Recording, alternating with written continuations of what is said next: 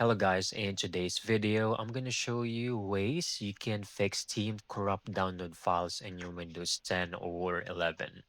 Let's begin. First, open up Steam client. Make sure you are logged into the correct account.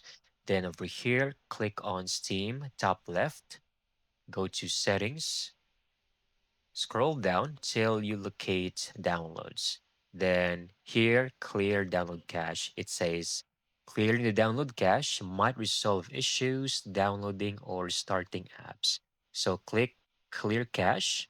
Once done, close this window. Then proceed, head over to library right over here.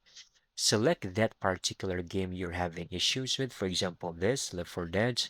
You can right click, go to properties, install files, and click on verify integrity of game files. This might take a while, but once done, it will reacquire any missing files that might be causing issues to your Steam games. All right.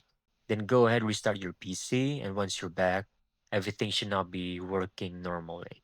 That's it. Thank you so much for watching. I hope you found this video very helpful.